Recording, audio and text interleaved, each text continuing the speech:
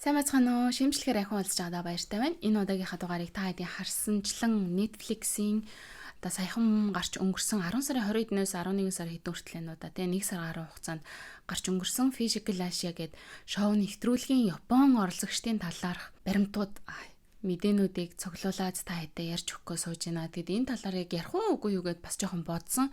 Яад гэх юм бол цаг хугацааны хувьд ч гэсэндээ жоохон ингээд хоцроод ирсэн учраас за яах вэ гэж бодож ийсэн аа. Жоохон мэдээлэл хагаад үзсэн чинь за яг энэ Япон оролцогчдын талаар мэдээлэл ер нь хангалттай биш юм байна гэж үзээд ямар ч лсэн хийгээд тавьчих гэж бодоод сууж байна. Тэгээд энэ удаагийн бичлэг маань мөн Игүр News сайт дээр маань нийтлэл хэлбэрээр гарсан байгаа. Хэрвээ ингээд олон таван үггүйгээр тэгээд миний ясны ганц нэг маазарсан заазарсан тиймгүүгээр зүгээр яг ингээд цэвэр мэдээллийг нь авахыг хүсэж байгаа юм бол та бүхэн Игүр News дээр байгаа нийтлэлийг маань олж уншаарай гэж хүсэх байна. Тэгээд би энэ description хэсэгт хэрвээ линкийг нь холбочихъя гэж бодож байна. За ингээд олон таван үггүйгээр хідүүлээ шууд одоо 6 оролцогч байгаа танилцуулга руу орё гэж бодож байна. Эхлээд мэдээж багийн ахлагч Тандер хочт тий аян хочт Юшин Окамигийн талаар ярья. За Юшин Оками болохоор 1981 оны 7 сарын 21-нд төрсөн 187 см өндөртэй 93 кг жинтэй. Тэгээ Япон улсын Канагава мужид төрсэн хүн юм байна. 44 настай тий. Ер нь тийм бейсболчин энэ Оками хоёр ч болохоор 44 настай гэдгээрээ адилхан яваад байсан тий. За ингээ хэдүүлээ Юшин Окамигийн бага насныхын талаар ярьж эхлэе л да. Ер нь спорттой хэрхэн анх холбогдсон түүхийг нь яриа гэж бодож байна. За Юшин Оками болохоор Канагава мужийнхаа Фужисава гэдэг газар төрсэн юм байна. Тэгээд яг тэр төрсэн газрынхаа дунд сургуульд байхдаа хөнгөн атлетикийн клуб дэлсээд үргэлжлүүлэн Фужисава Шорио ахлах сургууль анх удаага одоо жудогоор хичээллэж эхэлсэн юм байна.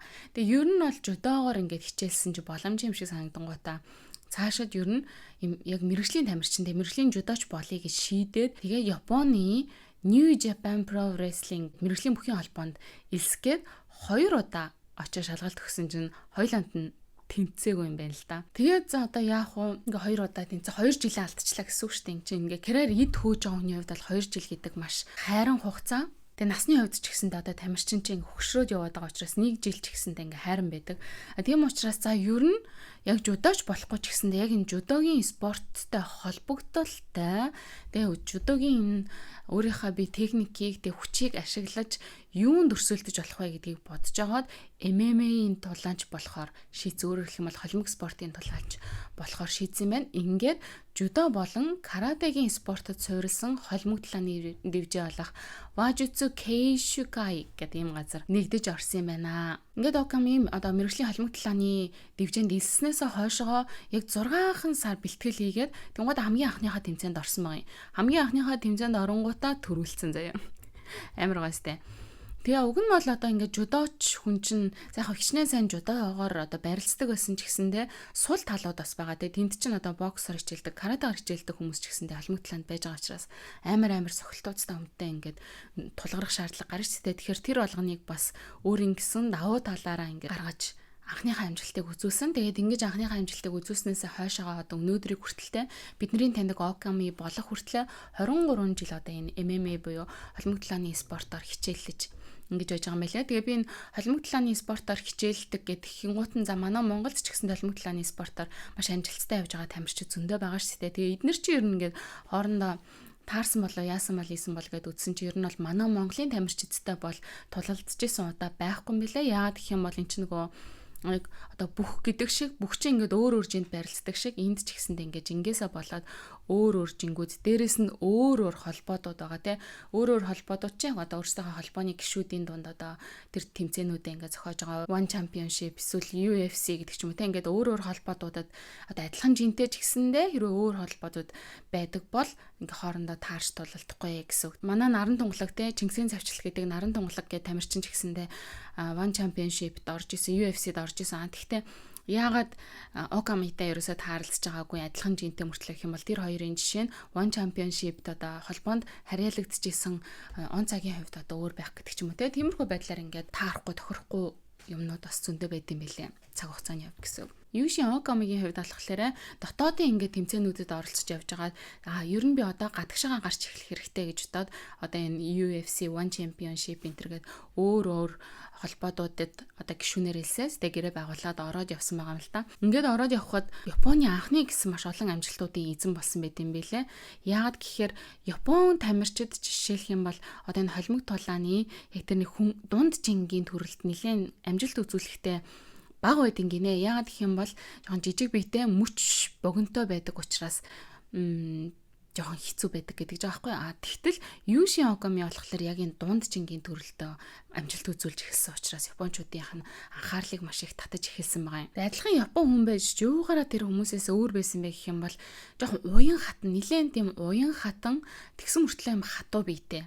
Хатуу биетэй мөртлөө уян хатан гэсэн үг те. Тэгээд япон хүмүүстэй харьцуулах юм бол бас нэлээд мөч урцтай байсан. Тийм учраас тэр нэг паунд гэдэг техникийг хийдэг. Тэгээд жудогийн суртаа учраас take down гэсэн ийм техникүүдийг маш сайн хийдэг гэдгээрээ алдартай байсан. За одоо Окамигийн одоо онцлог тултаануудаас нь хальт дурдах юм бол 2006 оны 8 сард UFC-д одоо хамгийн анхны дебюгээ хийгээд UFC 62 тэмцээнд Алан Белчрийг ялж исэн. Дараа нь UFC 64-т Caleb Stearns, UFC 66-д Lori Singer, UFC 69-д Mike Switch нарыг ялснараа UFC-д дараалан 4 ялалт байгуулсан анхны Япон тулаанч болсон байгаа байхгүй юу. Тэгээ ер нь бол яг энэ анхны Япон тулаанч гингута дээрэс нь UFC-д хамгийн одоо олон төрөг авч ирсэн 12 удаа төрүүлж ирсэн 12 удаа хамгийн олон төрөг авсан анхны Япон анхны ч гэлтгүй одоо хүртэл яг тэр рекордыг эзэмшдэг Япон тулаанч юм билээ. Тэгээ тэр анхны удаа 4 дараалсан ялалтыг авангуудаа тэр аянга буюу тандер гэдэг хоч авсан байлээ. Аянга гэдэг хочноос нь гадна чон гэдэг хоч бас дагалдаж явдаг. Яагаад гэх юм бол Оками гэдэг нь одоо Япон хэлээр яг тийм утгатай биш ч гэсэндээ яг адилхан дуудлагатай үг нь чон Оками гэж байдаг байхгүй. Тийм учраас яг тэр адилхан дуудлагатай үгээр нь буюу чон гэж дуудсан юм билээ. За ингээд UFC-д 7 жил гаруй тулалдаад энэнийхаа дараа одоо UFC-гээс гарах болсноо дуулгасан байдаг. Харин үргэлжлүүлээд One Championship, Shooto зэрэг холбоотой тулаанч тамирчнаар ажиллаж эхэлсэн. Ингэж явж байгаад буцаад 4 жилийн дараа UFC холбоонд ахин эргэж илсээд тэгэнгуутаа тэр одоо 14 ялалт байгуулсан түүхэн одоо амжилтаа бичүүлээд ингээд ерөнхийдөө одоо бол яг тийм том тулаанууд ийдэггүй юм шиг байгаа. Харин тэрний хооронд одоо шинэ тулаанчдыг бэлдэж гаргах тал дээр илүү тасгалжуулагчийн байр суурин дээр ажилдаг. Тэгээд спортоор дамжуулаад ингээ хүмүүсийг аз жаргалтай болгох зорилготойгоор тиймэрхүү ажлууд хийгээ явж байгаа гэдгсэн. За тэгээ Юши Окамигийн талаар баг хүн болгон мэдж байгаа баримт байгаа. Attack on Titan-ы Эрни тэр биеийг нь Окамигийн одоо яг тэр нэг 4 дараалсан амжилтын тэр гаргаад бүр үнэхээр алдартай байж ах тэр үед нь ингээд биеийг нь хараад биеийг зурж исэн юм байна лээ. За Attack on Titan-аас гадна одоо Under Armour зэрэг хэд хэдэн одоо алдартай брэндүүдийн зар сурчлаганд тоглож ирсэнс гадна одоо манай Монголд зарагддаг Cup Noodle гэдэг байгаа шүү дээ Японы. Энэ Cup Noodle-ийн нэг амар хүрх рекламтай болцсон. Тэр нь ингээ сахиус нэнгэрүүд гэнэ юм хүрхэн жижигхэн 3 сахиус нэнгэр нисэж байгаа сүлд нь ингээ хүн болоо өрдөг байхгүй гэсэн чинь тэрнийх нь нэгэнд нь нөгөө Оками чинь зогсож байт амар нэг юм ингэсэн зогсож байдаг. Тэр бас амар инээдтэй реклам байсан. Тэгээд реклам тоглохоос гадна бас нэг тулаанчдын амьдралын талаар харуулсан High and Low the Movie гэдэг нэртэй кинонд бас дүр бүтээгээд амтсан байт юм билээ. За тэгээд Оками мөн 2019 онд Newsweek-ийн дэлхийн хамгийн нэр хүндтэй Японы 10 биш 100 хүн гэдэг жагсаалтад бас орсон байт юм билээ. Дээрээс нь Asahi телевизийн газар нутаг тэнгис агаар дэлхийг байлдан дагуулах нь гэдэг 2018 оны 8 сард цэцэгдсэн нэвтрүүлэг дээр ингээд дэлхийн өнцөг булан бүрээс ирсэн хүмүүсээс ер нь Японы ямар хүнийг таних вэ, ямар алдартай хүнийг сайн мэдэх вэ гэдэргээд асуусан чинь Бразил улсад алдартай тэр Япон хүмүүсийн 8 дугаарт нь жагссан байт юм билээ. За нэг иймэрхүү сонирхолтой баримтууд байна. Тэгээ Оками болохоор нэг хүүтэй их нэртэйгээ хамтдаа амьдардаг. Тэгээд хувийн амьдрал нь бол тийм ч их олонд нээлттэй биш. За ингээ хоёрдугаарт нь хэдүүлээ бейсболчин Супермен хочтой Yoshio Itoийн талаар ярилцъя. За олон хүмүүсийн краш болсон Yoshio Итои-сан маань 1981 оны 7 дугаар сарын 31-нд төрсөн 188 см өндөртэй 99 кг жинтэй. Тэгээ Кёто мужийн Ивадаки төрсэн юм байна. За тэгээ бейсболчууд ч юм бол одоо тийм хөл бөмбөгчд энэ төр шиг өөрсдийн гэсэн одоо жерси тэгээд дугаартай байдаг. Тэгээд өнгөрсөн хугацааны карьерийнхаа явцад бол Итои-сан 4 одоо жерсигийн дугаартай байсан мөлий. Хамгийн ихнийхэн дугаар бол 26, тэгээд 7, 1, 9 гэсэн дугааруудтай байсан тамирчин юм байна. За Итои-сан сайн Кёотод төрсөн гэдгийг та хэд сонссон болов гэж бодож байна. Кёто бол миний өмнөх бичлэгүүд дээр хэлж байсанчлан одоо Токиогийн өмнөх те Японы нийслэл байсан газар шүү дээ те. Тэрүүгээр нь хүмүүс сайн мэдж байгаа болов гэж бодож байна. За тэгээд аав нь болохоор триатлон тэ триатлон гэдэг спортыг ер нь бас мэдж байгаа хаа манай монголчууд бас нэлээд алдартай явдсан шүү дээ триатлоны спорт дээр 3 төрөл байдаг: гүйдэг, усанд сэлдэг, бууддаг гэлүүдээ тэ ингээд 3 төрлийн спортыг ингээд нэгийг хийж гүйсэнгүүтээ нөгөөх нь шууд өргөжлүүлж тийшээ нь яваад тэрийг нь өргөжлүүлж хийгээд ингээд 3 өөр төрлийн спортыг ингээд хийгээд хамгийн түрүүлдэг гэдэг баг шүү. Тийм маш их одоо авиас чадвар маш их төвчээр шаардсан одоо тим спортоор хичээлжсэн хүн байгаа юм. Аав нь ээж нь болохоор одоо волейболын спортоор хичээлдэг байсан. Өвөө нь болохоор Кёотогийн Минаяма гэдэг ахлах сургуулийн биеийн тамирын багш байсан. За тэгээд ингээ харах юм бол бага наснаасаа спорттой маш их ойрхон байсан. Дээрээс нь одоо спортын хүмүүс чинь ямар хуу одоо зан характертай, ер нь хүмүүс ямар хүмүүс эдэг үлээд тэ тим гэр бүлд өсөж төрсэн хүн юм байна. Итои-сан маань. За тийм ч учраас спорт руу ерөнхийдөө орсон. Гэхдээ спорт руу ингэж эрт орсон ч гэсэндээ бейсболын спорт руу аягүй сонин нэлээд хойно орсон юм бэлээ. Бейсболын спорт руу нэлээд хойно орсон ч гэсэндээ хамгийн анх бол бага сургуулийн 3 дугаар ангид байхдаа зуны амралтаараа гэр бүлийнхнийгаа хамтаараа одоо коши ингэ цэнгэлдэх хүрээлэнд бейсболын тоглолт үзчихсэн ба. Японд ч юм бол нөгөө маш алдартай спортын төрөл бол бейсбол гэхгүй. Одоо ингээд манайхан одоо жүдоч мөдочтой ч юм уу те ингээд сайн таниад одоо сагсчт магсчтай ч юм уу те ингээд сайн таниад байдаг шиг энд бол одоо бейсболыг үздэггүй хүн ховор гिचүүл одоо бас доор комментар ороод ирнэ. Гэхдээ үнэхээр алдартай спорт бол бейсбол гэхгүй. Энд тэгээд бейсболын спортыг гэр бүлээрээ очиж үзсэн. Тэн дээр нь Ханшин Тайгерс гэдэг одоо Японы баг байдаг. Энэний 2009-с 2011 оны менежерээсэн Акиноби Маюми гэдэг тухайн үеийнхаа маш алдартай байсан тамирчны одоо хоум ран цохилтыг харангуйтаа вау би одоо энэ хүн шиг ингээ болмоор ингээ дотор нь ингээ бодогдсон гэж байгаа байхгүй. Хоум ран ч нь одоо бейсболын одоо тэр граунд гэдэг талбай ногоостэй тэр талбайгаасаа гартал нь цохно гэсэн үг шүү дээ. Одоо үзэгчд тэр бейсболын бөмбөгийн нөгөө үзэгчдээр унаалаа гэд барьж аваад ээ гэдэг зэтэй шүү дээ. Тим хоум ран цохилтыг тоглогч болгон хийдэггүй. Тэгээ хийж чаддаг тоглогчид байлаа ч гэсэн тэд нар тоглолт болгон дээр бас хийж чаддаггүй. Тийм ер нь одоо тоглолт болгон дээр тэр хоум раныг харах боломжгүй байхгүй юу ер нь. Тийм хоум раныг харангуйтаа вау гэж бодсон байгаа байхгүй. Тийм болохоор ингээ ер нь бол бейсболч болгосон гэдэг бодол нь бол ингээд бүр бага наснасаа бага сургуульд ахаас авахуулаад ингээ өдөөгдсөн байсан. Тэгтээ дунд сургуулаасаа эхлээд софтболын багт тоглож гисэн байгаа юм. Софтбол нь болохоор ер нь жоохон бейсболтой төстэй. Гэхдээ жоохон юм том бөмбөөр арай бага зайд ингээд гэж байгаад ингээд шидэж тоглодог ийм тоглоом байгаа. За тэгээд софтболын багт байхдаа Итои одоо маш олон ялалтуудыг авчирхад багтаа маш чухал үүрэг гүйцэтгэжсэн тийм шидэгч байсан. Тэгтээ одоо тэр дунд сургуулийнхаа багийн дасгалжуулагчдын донд жоохон тийм хинэггүй тим гэдгээр алдартай байсан байгаа юм л да. Одоо нэг удаа жишээлх юм бол дунд сургуулийн нэлээд том чухал тэмцээн байсан гэж байгаа. Тэрэн дээр яг орохын өмнө тоглолт эхлэхийн өмнө ингээ бүгдээрээ нэг тоглолтын өмнөх бэлтгэл гэд хийдэж штэ. Хийдэг байхгүй юу? Талбай дээр гарчрангуудаа хоорондоо одоо бөмбөг шидэж явах ингээ бие халаагаад тэнгуудаа заа 1 минут 2 минут орчим ингээ би тэр тоглолтын өмнөх бэлтгэл хийнгүүтээ шууд дараа нь тоглолт эхэлдэг. Тэр тоглолтын өмнөх бэлтгэл хийжсэн чинь манер нөгөө бенч дээр хүмүүсийн сууж амардаг хэсэг байгаа шүү дээ. Тоглогчид дасгалжуулагч нэмтрийн суудаг. Тэр хэсэгтэр ингээ ганцаараа сайхан суудсан амаржсэн гэж байгаа байхгүй. Тэгсэн чинь тэрийг нь туслах дасгалжуулагч нь харангуйтаа уурлаад угаасаа тэр бол үнэхээр айгүй сонин байж боломгүй юм байхгүй тэр. Гарах гад ингээ чухал тоглолт гацтай ингээ байж хат чинь сайхан ингээ байж гэдэг чинь нэг тийм японочдын хувьд бол тэ ер нь спортын хүний хувьд ч гэсэндээ нэг сонин тийм тэгээд нөгөөтгийн харангуйтай амар уурлаад дасгалжуулагч нь кайрэ гэсэн байгаа байхгүй одоо чи гэртээ харьжий гэдгсэн гэсэн жоохгүй. Тэнгууд нь нөгөө чинь яана би нэрээ буруу мэдсэн мэн гэж яхав тэгтээ тухайн үедээ буруугаа ухамсарлаад тэгээ гэрлүүгээ харсан гэж байгаа байхгүй. Тэгээ гэрлүүгээ харихад айгүй амархан байсан. Яагаад гэх юм бол тэр сургуулаас нь гэр нь айгүй ойрхон ингээд нэг хажуухан талд нь баг ингээд харагдчихэйдэг байсан. Тэгээ гэртээ харьцдаг. Тэгээ мараснаас нь ахуулаад нөгөөдөг чинь тэмцээндээ оролцох ирэхгүй болсон. Угаасаа ер нь бол ингээд тэмцээнээс хасаа ичж байгаа байхгүй мэн үнийг өөрийнх нь дасгалжуулагч нь. Тэгээд гэрийнхаа ингээд тагтан дээрээ гараал нөгөө тэмцээндээ явах гэж байгаа найзууд нь автобустай ингээ хүрээд ирчин.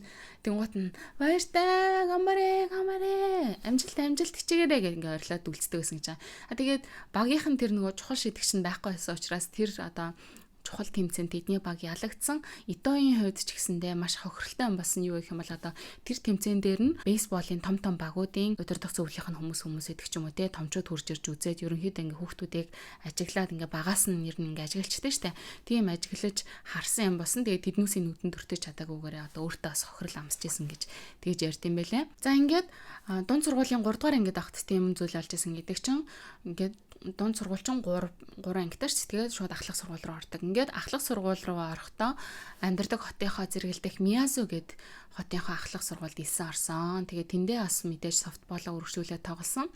Тэгээ софтболынхоо одоо бэлтгэлийг ингээ хийжсэн чинь гинт ингээд өвдгөн нэг сонирн болоод явцсан гэж байгаа байхгүй. Тэгээд өвдөгний бэртэл авчлаа гэд тэр даруйдаа эмнэлэгт очиод үзүүлээд тэгээ ингээд яг тухайн үед авсан бэртэл биш байна гэдгийг нэмчнэр ингээд мэдэнгүүтээ ингээ асуулга явуулсаар агаад хизэнээс эхлээ үтсэн яасан центр гэд асуугаадсэн чинь дунд сургуулийн 2 дугаар ангид байхдаа заяа 2 жил гарын өмнө авсан бэртэлтэйгээ үргэлжлүүлэл тоглоал яваадсан байсан байв яг нөгөө нөхөрчин.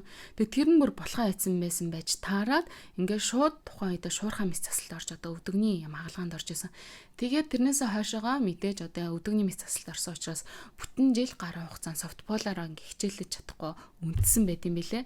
Тэгээ нэг жил гарын хугацаанд нөхөн сэргийн хэмжлэгээ хийлгээд нэлээд гайгүй болж ирэнгүүтээ нэг жоохон гүүж мөнгөд эхлэнгүүтээ буцаад бэлтгэлдээ орж ирсэн байхгүй. Тэгээ ингээ 2 дугаар анги болчихж байгаа гэсэн чинь ахлах сургуулийн 2 дугаар ангид орсон байж байгаа.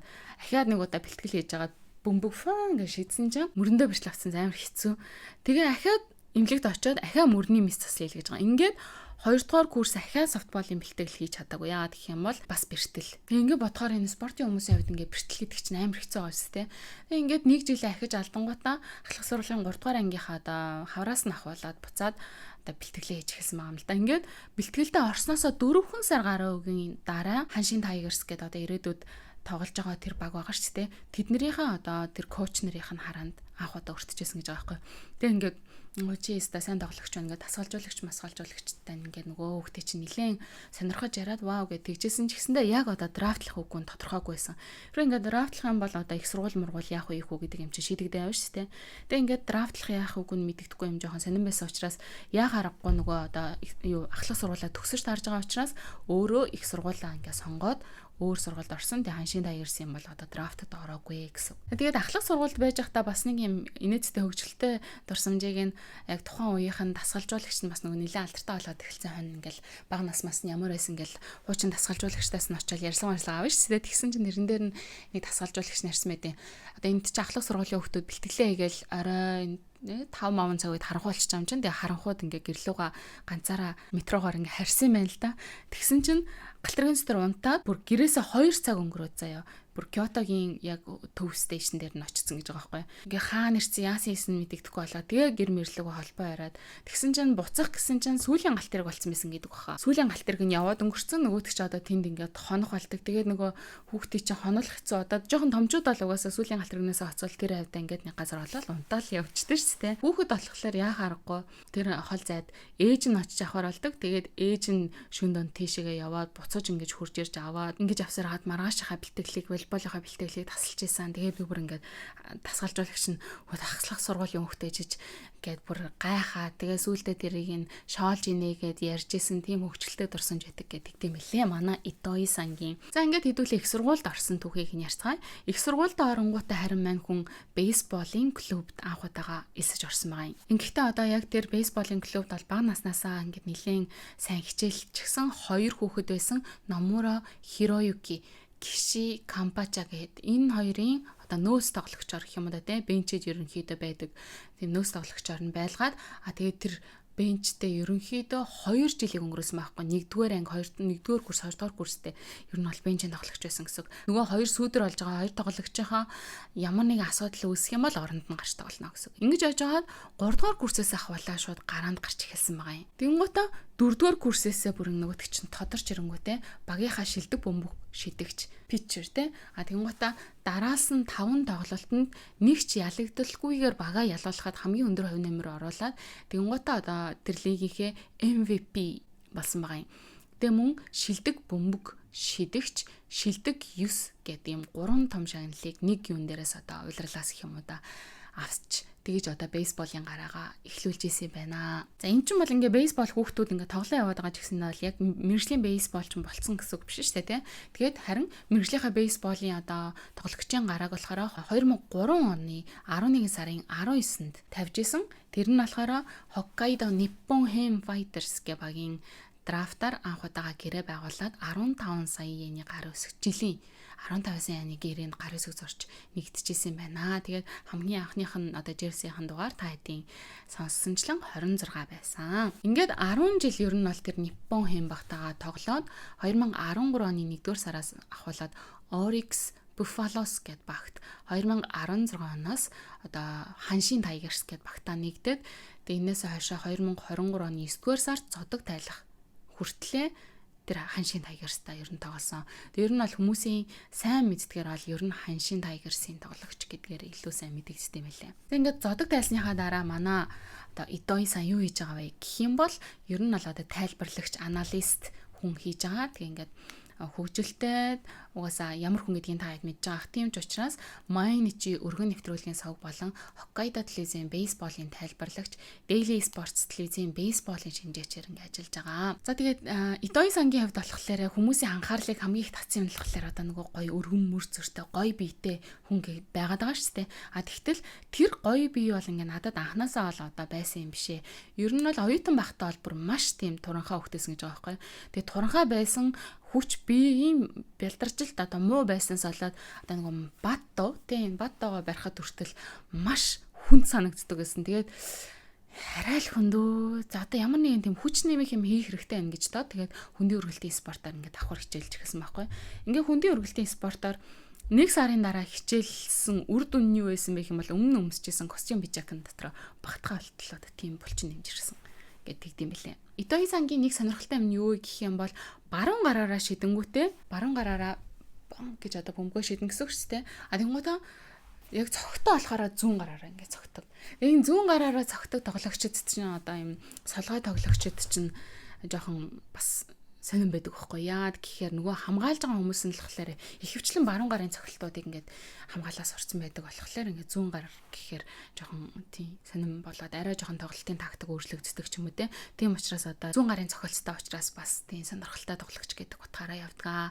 Тэгээд мэдээж 2013 оноос дэлхийн бейсболын одоо тэр сонгодог тэмцээнүүдэд Японы улсын үндэсний бейсболын одоо багт гишүүнээр орж явж исэн одоо Japan гэсэн жерси өмссөн мэснийг та бүхэн харсан болов уу гэж бодож байна. За ийм байна. За ингээд хэдүүлээ дараагийнхаа гишүүн рүү орцгоё. Дараагийн гишүүн бол жудогийн хаан гэлцдэг Soichi Hashimoto. За Soichi Hashimoto сан болохоор 1991 оны 8 дугаар сарын 25-нд төрсөн 170 см 73 кг жинтэй. Тэгээ Shizuoka мужийн Хамамусуд төрж исэн юм байна. За тэгээ Hashimoto сан болохоор монголчууд баг хараад таньсан болов уу гэж би бодоод байгаа байхгүй. Яагаад гэх юм бол манай монголчууд чинь жудогийн спортыг бас нэлээд сонирхож үздэг шүү дээ. Яагаад гэх юм бол манай жудогийн тамирчид бол бас л гайхалтай амжилтуудыг үзүүлдэг тамирчид байдаг учраас тэднэртэй хэн одоо уулзраа таарч барилдаж байна вэ гэдэг дээр нэлээд анхаалаа хандуулдаг. Тэгээ ялангуяа Японы бөхчүүдтэй бол манайхан гэж аам мань үзэлцдэг. Тэгээ Японы бөхчүүдтэй гоё барилдаануудыг гаргаж тэгээ сэтгэл догтлон мөчүүдийг ингэж манай Япон Монголын хоёр бүх хооронд уулзраа таарахтаа үзүүлдэг учраас Hashimoto сан харж исэн болов гэж би та хэдийг бодож байна. Жудо сонирхогчид бол угаасаа Hashimoto сан бол хангалттай мэдж байгаа гэж бодож байна. Тухайлах юм бол Токио 2020 Олимпийн одоо хүрэл медаль цогтоотор гэд манай тамирч маш тэ бас л нэлээд залуугасаа тодорч гарсан сайн бүхтэй. Энэ бүхтөө 2022 онд дэлхийн аваргын төлөөх барилдаанд барилдажсэн тэр нэг За бас л манай нөгөө шижрээ тайлбарлагч энэ төр тайлбарлал хүмүүсийг өстө нэрэ шар усыг нь бусдал нь тайлбарлал шар ус бусдал маш гоё хожиж исэн тэрний гоё тулаан байгаа ш Хашимото сан манай он чинь гоё унгаасан. Яг энэ барилдааныг бол би санаж байгаа байхгүй. Тэгтээ Хашимото байсан гэдгийг нь мэдгүй мартцсан байж байгаа. Сая үзээ. Энд чинь Хашимото байсан байж тээ гэх нэг одоо тэгж санаж исэн. Тэг санах хүмүүс ч гэсэн байгаа болоо гэж бодож байна. Одоо энэ барилдааныг би та хэдэд ингээ харуулж байна. Хашимото сангийн хувьд болохоор Японы Олимпийн 2 удаагийн аврах хошин авраг гэдэг те. Шохо Оно гэдэг хүний 73 кг-ийн одоо адилхан жинт барилцдаг тамирчин гэсэн үг байхгүй юу. Тэгэхээр чин энэ хүн номер 1 болох уу? Одоо Хашимото номер 1 болох уу гэдэг дээр ингээ явж байсан гэж байгаа байхгүй. Тэгээд энэ Хашимототой 1 жинт барилцдаг учраас хэн нь одоо тэр Олимпийн ирэхээ хэн нь одоо энэ дэлхийн аврагыг авах вэ гэдэг дээр бас юм маш том өрсөлдөөн явдаг байсан. Гэхдээ энэ хоёр яг ингээ 4 удаа барилж байсанс хоёр дээр нь Шохо Оно ялж байсан, хоёр дээр нь болохоор Хашимото сан ялж байсан юм билээ. Тэгээ Хашимото сан болохоор Парис 2024 Олимпиад хүрэл медалийн болцол хангаж исэн. Тэгээ Парис 2024-д яагаад энэ Шохо Оно ороогүй гэх юм бол өмнө нь Олимпиос ингээ 2 удаа алтан медаль авсан. Тэгээд өөрөө хэвлэлийн орол хийгээд хэлчихсэн байхгүй. Би энэ удаагийн Олимпиад ингээ оролцохгүй. Яагаад гэх юм бол одоо надад өрсөлдөгч байхгүй гэж би бодож байгаа. Өрсөлдөгч байхгүй учраас одоо энэ жүдогийн спортоос нөгөө авдаг байсан бүр амар тийм гал мэдрэмжүүдээ ингээ сайн авах байлцсан учраас өөр одоо юмнуудыг хийхээр шийдсэн. Тийм учраас энийг өнжиж байгаа гэж хэлсэн. Тэр утгаараа ч юм уу угаасаа одоо Хашимото сан Парис 2024 дээр одоо болцлоо хангацсан байсан учраас ч юм уу ороод ингээ хүрэл медалийн болцол хангаж байсан.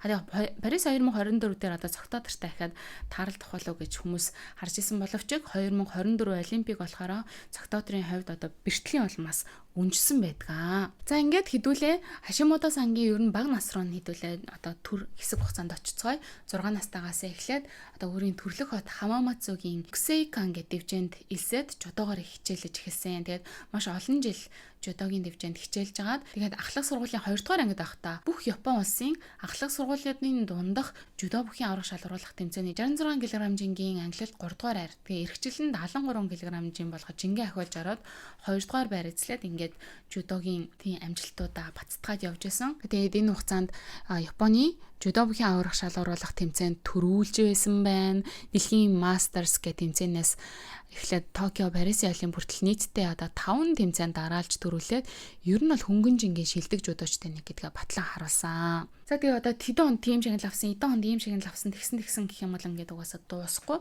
Тийм учраас хэрвээ энийг та бүхэн уншихыг хүсэх юм бол миний нийтлэл дээр ингээд ерөнхийдөө бичсэн байгаа учраас уншаарай гэж бодож байна. Тэгээд энэ бичлэгэн дээрээ бол дуртахгүй өнгөрчэй гэж бодож байна. Ингээ 2025 онд Physical Asia гэх тэмцээн цацагдсны дараагаар Хашимото сан бол нурууны гэмтлийн улмаас зодог тайлах болсноо зарлсан, хэвлэлийн урал зарлаад тэрэн дээрээ мэдээлсэн байдаг. За ер нь бол энэ мэдээллийн тэгээ зодог тайлна гэдэг маань ер нь бол тодорхой байсан. Тэгвэл цаг хугацааны хувьд хизээ энэ мэдээллийг хэлэх вэ гэдгээ одоо хүлээж исэн гэдэг жаа. Тэгэхээр цаг хугацааны хувьд гэхээр те Physical Asia ингээд цацагдсны дараагаар ер нь мэдээлэл хийвэл зүгээр гэж өөрөө тооцсон болов гэж би ойлгосон шүү дээ. Тэгээ сая ингээд 11 дугаар сард одоо зодог тайлснаа зарлж байгаа байхгүй юу. Тэгээ энэс хойшоогоо бол одоо үндэсний шигшээ багийнхаа тасгалжуулагчаар ажиллаад явах юм билээ. Тэгээд энэ хэвлэлийн хурлын үеэр өөрөө бас юу гэж хэлсэн хэрэг за нурууны бэртэл бол байсан. Гэхдээ тэрнээс гадна одоо өсөж дэвжиж гарч ирж байгаа залуу бөхчүүд маш их байгаа. Тэгэхээр тэр залуучуудад одоо бас зайгаа тавьж өгье гэх юм уу юу гэх юм бас боломж олгох үүднээс би ингээд зодог тайлж байгаа юм аа. Тэгээд энэ одоо амьдралынхаа туршид одоо хамгийн сэтгэлд үлдсэн тийм дурсамжтай тэмцээн гэдэг юм бол Парис 2024 Олимпиас угаасаа ойлгомжтой. Одоо тамирчин бүр бол мэдээж Олимпиад орж медаль авахыг мөрөөддөг, зорьдог. Тэгээ тэрнийхээ дагуу Парис 2024-өөс одоо алтан медаль авна гэж ороод хүрэл медаль дээр буусан ч гэсэндээ тэрийг болоод хамгийн сайхан дурсамжтай мөчөөр хэлж ийсэн. Хүрэл медаль авна эсвэл медальгүй болно гэхээр чинь бас л сэтгэлзэн хувьд одоо тамирчинд маш хүнд тусдаг юм штэ тий. Яагаад гэх юм бол одоо энэ жинт чинь өмнө нь одоо Шохо Оно чинь 2 удаа хошоо авраг авцсан. Тэгээ алт авна гэж орчод алт авч чадахгүй нь бол тодорхой болсон. Бүр медальтай явах уу, медальгүй юу гэдэг. Тэгээ тэр торгон акшн дээр бүр маш их сандралтай, маш их ингээ айцтай. Тэгээд зогсож явах, төгшүүртэй зогсож явах үед нь охин нь ааваа гэх ингээ дуудсан гэж байгаа байхгүй. Тэгээ ингээд охиныхоо дууг сонсонгуудаа ингээд дотор нь гинт өгч ороод тэгээд дивжин дээр гарч барилдаж төрүүлээд хүрэл медаль хүрчээсэн. Тэр бол үнэхээр ингээд мартагдахгүй тийм дурсамжаа гэж тэр хэвлэлийн урлын үеэрээ бас ярьсан байт юм байлээ. Багийнхаа тасгалжуулагчаар зөвлөхөр юм биш үү? За. Сая чи Хашимото сан болохоор их нэртэй нэг хүү, нэг охинтой. Хүү нь болохоор 2024 он төрсөн одоо юм жоохон хүүхдтэй тийм билээ. Тэгээ яг сонирхолтой нэг баримтыг нь ярих юм бол 2018 онд хийсэн үйлдэлээсээ болоод одоо Японы жүдо бүхийн холбооноос нэг шийтгэл авч исэн. Тэр нь болохоор одоо ингээ нөгөө бүхчүүдийн бэлтгэл хийдэг тэр бааз байгаа байхгүй. Тэр баазд нь зөвшөөрлөхгүйгээр бэлтгэл хийгээд шүн дундаас авахуулаад өглөөний 6 цаг хүртэл нэг найзтайгаа ингээ хамтдаа хоёлаа баахан бэлтгэл хийсэн байгаа байхгүй. Бэлтгэл хийдэг. Тэгээ тэр нь баригдаад тэгэнгуутаа тий бүх хүний одоо тамирчин хүний ёс зүйн алдаа гаргасан. Дээрэс нь байрны нөхцөлийг зөрчиж бэлтгэл хийсэн. Гэт ингээ хоёр юм шийтгэлээр Сахилгабаатын зөрчил гаргасан гэдэг үндслээр буруутгагдаад тэгээ 6 сарын хугацаанд одоо энэ тентхийн тэмцээн бэлтгэлүүдэд бүгдэнд нь одоо өөрийнхөө зардлаар оролцож исэн. Тэрнээс гадна Японы спортын зөвлөлөөс олгодог тамирчдын урамжлалаас хасагдаад олон нийтийн ажил хийх тийм шаардлагатай болж исэн. Тэгээд энийг болохоор Хашимотоос өөрийнхөө энэ зөрчлийг бол яг гүнээсээ ухамсарлаад би бол одоо үнэхээр зөрчил гаргасандаа харамсаж байна. Тэгэхээр их одоо түгшиж сандарч исэн ч гэсэндээ энэ одоо өөрийнхөө тухай ахин нэг удаа нэгтэлж бодох те ер нь юун дээрээ би ажиллах хэрэгтэй юм бэ гэдгээ ахин нэг харах сайтар төлөвлөх насанд хүрсэн хүн шиг амьдрах ёстой гэдгээ ухаарах одоо тэр нэг одоо алхам шат болсон. Иннээс хойшоогоо одоо жүдогийн спортт хайртай хүүхдүүдэд үлгэр дуурайл болсон одоо тийм жүдоч байхын төлөө хичээх болно гэж хэлж ирсэн байлээ. Тэгээд энэ шийдвэрлийг авсныхаа дараа Хашимотоос болохоор ахлах сургууль байсан хойшоогоо анх удаага өсөө усж исэн гэдэг тийм түүхтэй юм билээ. Түүхтэй юм билээ. За ингээд Кацуми Накамура сан 1994 оны 2 дугаар сарын 21-нд төрсөн 183 см 75 килограмм жинтэй Токиогийн Чафуга хотод төрсөн. Энэ хүн чинь бол ста за царайлгараа бөөн шуган дагуулад байгаа залуу шээ тий. Тэгээд өөрийг нь та ингээд царайлгараа ста алдартай юм билээ штэ. Сошиал орчин шуугаад маш олон фэнтэй болсон байлээ штэ гэдгсэн чинь надад өмнө ерөөсөө хүн тэгж хэлж байгаагүй штэ. Гэхдээ яг миний одоо нэр царайг ингэж хүмүүс сайн цээжлээд ингэж байгаа бол би үнэхээр баяртай байна гэж даруухан хариултыг өгсөн байт юм бэлээ. Накамура сан болохоор Чофу хотын дунд сургуулийн 1-р ангид байхдаа усан сэлтийн спортоор хичээлж эхэлж исэн. Тэгээд усан спортоор хичээллэх болсон гол шалтгаан нь ээж нь байсан. Яагаад гэх юм бол ээж нь одоо энэ усан спортоор ингээ хичээлээд аврагч болох мөрөөдөлтэйсэн байна л да. Тэгсэн чинь автосолд ороод тэгээд энэ аврагч болох мөрөөдлөө орхисон байдаг. Тэгээ хүүн нь болохоор ээжийнхаа мөрөөдлийг биелүүлэхэд бол усан спортоор хичээлж эхэлсэн байт юм байлаа. Ингээ усан спортоор хичээллэж эхлээд санаанд оромгүй тийм амжилтуудыг үзүүлж эхэлсэн. Дунд сургуулийн 2 дугаар ангид орсон жилээ Токиогийн Адачи гэдэг одоо тэр яг төвийн бүсийн дүүрэг байгаа шүү дээ. Энэ рүү нүүгээд 14 дугаар дунд сургууль руу эсэж орсон. Тэгээд тэндээ Марин Тонери гэдэг багт ороод эрхчлээс нь гэхэд шууд ахлах сургуулиудын үндэсний усан сэлтийн аврах шалгаруулах тэмцээнд шууд 2 дугаар одоо 400 м-т нь 2 дугаараар эзлээд амжилтын гараагаа эхлүүлсэн. Тэгэхээр чи бас юм ер нь нэг тийм авиац гэж байгаа юмсэ тий. Одоо хүүхдүүд чинь энд чинь бол бүр ингээл цэцэрлэгээс ахуулаад усын спортоор хичээллэж эхэлж байгаа штэ. Тэгтэл цэцэрлэгээс эхлээд усын спортоор хичээллээд эхэлсэн хүүхдүүдтэй дунд сургуулиас ахуулаад тий усын спортоор хичээллэж эхлэнгүүтээ шууд одоо ингээ ахлах сургуульд оронгуудаа Японы одоо үндэсний дэр аврах шалгаруулах хүүхдүүдийн тий өсвөрийн аврах шалгаруулах тэмцээнд ороод 2 дугаар хайранд орчин гэдэг чинь ерөнхийдөө нэг тийм өгөөдөл байсан юм болоо гэж би бодсон штэ. Ингээд 2012 онд Васедагийн их сургуулийн спортын шинжилгээ ухааны сургуульд элсэн орсон. За ингээд л мэдээж одоо оюутнуудын аврах шалгаруулах тэмцээнүүдэд орно. Ингээд оюутнуудын аврах шалгаруулах тэмцээнд ороод эндээс одоо ингээд төрүүлж мөрүүлээл янз маш олон бас ингээд тэмцээнд ороод маш олон шагналууд авч ирсэн. За эндээс хамгийн гол нь юу вэ гэх юм бол 4-р курст байхдаа Японы нээлттэй тэмцээний 100 м-ийн чөлөөт сэлэлтийн төрөлд 48.41 секундын амжилт гаргаад 2009 онд Такура Фужигийн тогтоосон 48.49 секундын дээд амжилтыг 8 секундээр эвдэж ингэж одоо рекорд шинжилж ирсэн байт юм билээ. Тэгэхээр чи Японы рекордыг шинжилнэ гэдэг чинь бас л шаггүй давааштай тий. За ингээд эннээсээ хойшоогоо 4 жилийн дараа Японы аврах шалгаруулах тэмцээнд бас 100 м-ийн чөлөөт сэлэлтийн төрөлд 48.25 секундын амжилтаар төрүүлээ дахиад өөрийнхөө тогтоосон амжилтыг эвдсэн. 2016 онд Рио де Жанейрогийн Олимпийн 400 м-ийн буухай оролдоонд мөн Японыг төлөөлөхөөр сонгогдсон. За ингээд Олимпийн наадмын буухай сэлэлтийн тэмцээнд бас 47.99 секундын амжилтаар Японы шин дээд амжилтыг ингээд бас тогтоосон. Дээрэс нь 47 секундын босхийг давсан анхны Японы усан сэлэгч болж исэн байна. За ингээл 2018 он дахиад Японы шинэ дээд амжилт тогтоосон. Дараа нь ахиад Konami-гийн нээлттэй тэмцээнд өөрийнхөө тогтоосон Японы дээд амжилтыг 0.12 секундын амжилтаар эвдсэн. Ингээл баахан л одоо тэгээ хүний хөдөлмөрийг одоо ингэж яаж болж байгаа ч юм уу те баахан л рекорд эвдчих чинь тэргээ те. За ингээ 2021 2022 онуудад бас Японы аврах шалгаруулах тэмцээнд дөрвөлээд ингээл ер нь 8 дахь түрүүгээ автлаа гэд явж исэн. Тэгээд 2023 онд харин Манерийн гаргасан дээд амжилтыг эвдээд төрүүлснээр 9 дахь түрүүгээ алдаа. За энэс хойшоо ингээ жоохон босоо гэдэг шиг те босоо явж исэн амжилтууд нь жоохноор ингээд саарч ирсэн байт юм билэ. 2016 оны Риогийн олимп 2021 оны 20 оны Токиогийн олимпиад оролцож исэн ч гэсэндээ бас яг медаль авсан мэдээлэл бол байдаггүй юм билэ. За тэгээд хобби нь болохоор үнэртэн цуглуулах Aroma гэдэг одоо Aroma тийм үнэрт тос центр тиймэрхүү юмд маш их дуртай юм билэ. Тэг эхнэр нь гэж маш хөрхөн эмхтэй байдаг. Ер нь эхнэртэй болоо үгүй болоо гэж явж исэн чинь өнгөрсөн жил өөрийнхөө Instagram утсан дээр эхнэртэйгээ одоо нэг тийм гоё авахсан зэрэг оруулаад ингээд альбын ясаар гэрэлсэн гэдгээ мэдгдсэн. Энэ жүжигчний нэрийг болохоор Умика Кавашима гэд энэ бүсгүй байгаа. Хөрхөн байгаа юм. За ингээд 5 дугаарт нь алаг нүдэн Нонока Озаки гэж юм те.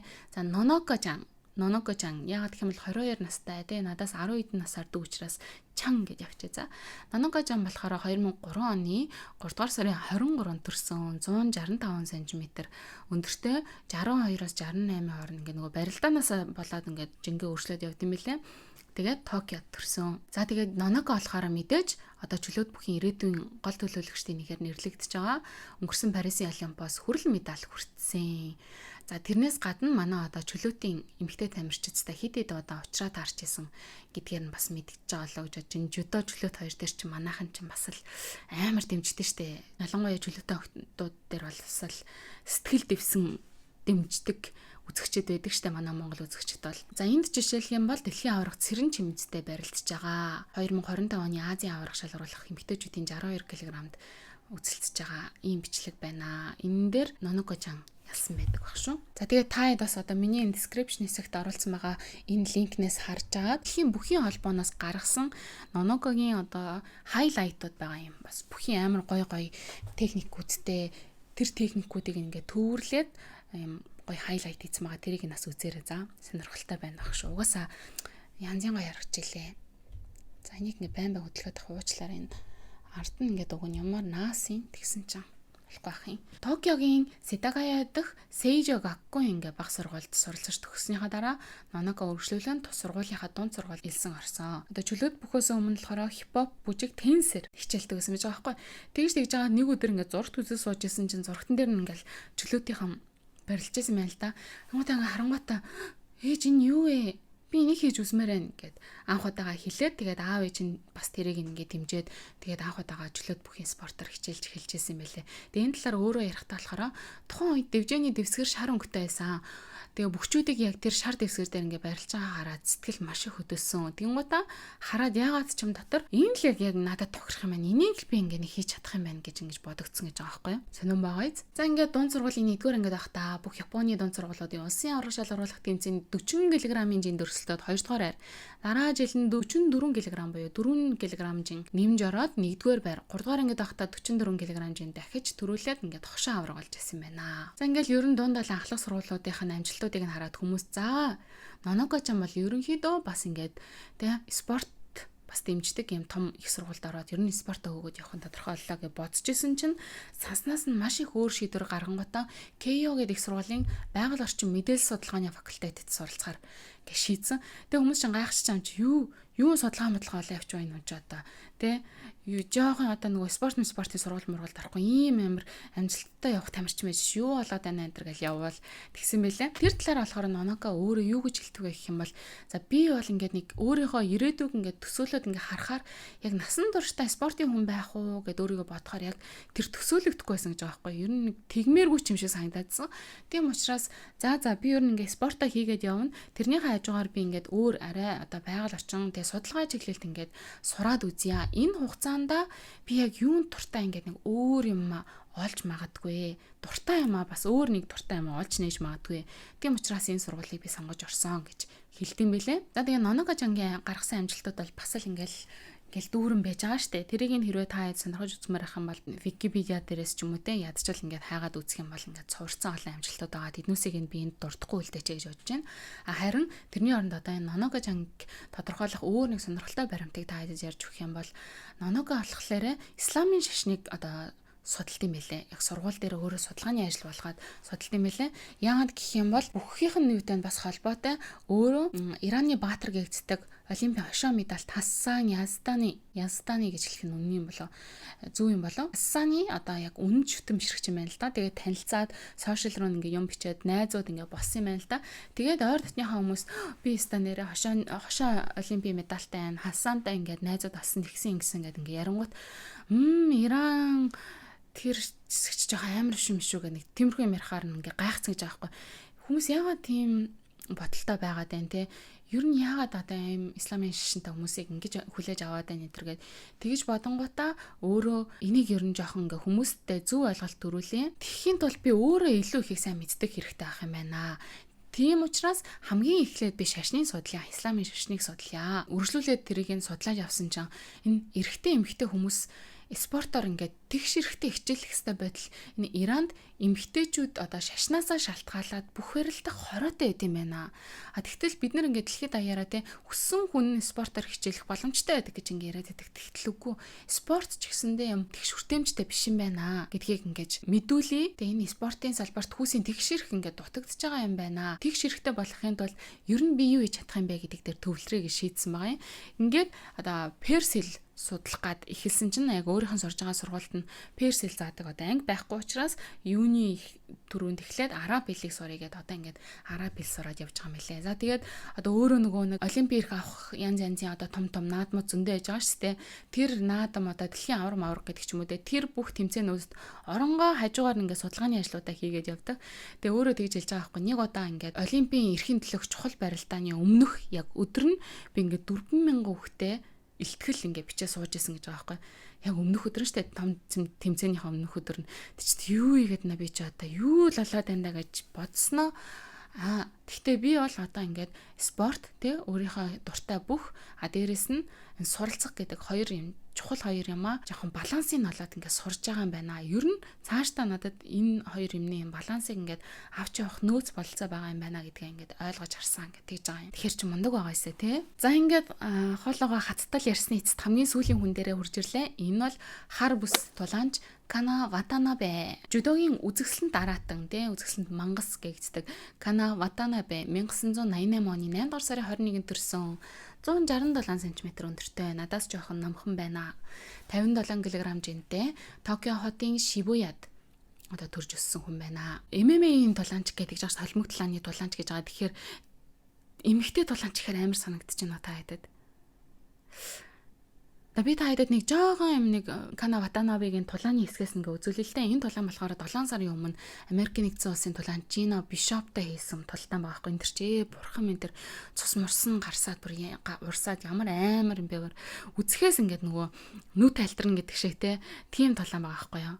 Тэгэхгүй эрэгтэй хүмүүсийг ингээд цус мусаа урсгахаар арай гайг байгаа зүтг эмэгтэйчүүдийн чи ингээд унахаарч ястай жоохон амар юм билээ штэ. Тэгээд энэнд ингэж дурлаж энэ спортоор ингээ хичээлдэг тэр сэтгэл зүй гэж тохор чин жоохон энэ хүнийг ингээд ойлгоход бас чухал нэмэр болж байгаа болоо гэж бодож байна. Тийм ч учраас энэ бичлэгээс одоо хэсгээс нь та эцтэй харууллаа. За уг нь бол одоо Ватанабе сан бол 7 настайгаас эхлээд жүдогийн спортоор хичээлж эхэлсэн байт юм билээ. Аав ах хоёр нь ер нь жүдогоор хичээлдэг гэдэг тийм мэрсэр мэдээллүүд байдаг байсан. Тийм учраас ер нь бага насны одоо сонирхол нь бий болоход энэ аав ах гэр бүлийнхнийхээ нөлөө байсан болоо гэж үзэж байгаа. Бага нас 7 настайгаас ахуулаад жүдогоор нэлээд тууштай хичээлж явж байгаад Кёик Гаккуин гэдэг дунд сургуулийн 3 дугаар ангийн сурагч байхдаа анх удаа улсын тэмцээний 63 кг-ийн жинд оролцоод тэгээд 3 дугаар үед харамсалтайгаар ялагдчихсан. Ингээд ахлах сургуульд ороод ахлах сургуулийн 1-р ангид байхдаа улсын тэмцээнд оролцоод 5 дугаараар ахлах сургуулийн 2 дугаар ангидаа 2 дугаараар 3 дугаар ангидаа Азийн өсвөрийн аврах шалгаруулах тэмцээний алтан медаль хүртээд ингээд за ингээд бүх Японы өсвөрийн аврах шалгаруулах тэмцээний 3 дугаар байр зэрэгээр ингээд шагналууд нь араасаа ингээд дээшлээд тэгэл ер нь амжилтууд нь өсөд явсан байдаг. Ийм тамирчин байт юм лээ жүдо бүхэн спортод. За тэгээд 2007 онд нөгөө их сургуульд элсэн ороод 1-р курсын оюутан байхдаа Японы өсвөрийн аврах шалгаруулах тэмцээнд төрүүлж исэн. Тэгээ 2011 онд сургуулаа төгсөнгүүтээ JR East багт элсээд одоо дивжээнд элсээд мэрэгжлийн тамирчны гараагаа эхлүүлж исэн. Гэхдээ яг тэр нөгөө мэрэгжлийн тамирчны гараагаа тэр JRS-д байж байхдаа 5 жилийн дараа нь одоо багийнх нь эзэн нь те одоо ингээд цаашаа одоо тамирчнаар бол хамтран ажиллах боломжгүй болсон. Чи одоо багтаа ингээд тасгалжуулагч хийгээд цаашаа гэрээгээ өргөжлүүлэх үү гэдэг одоо шаардлагач гэх юм уу те санал тавьсан.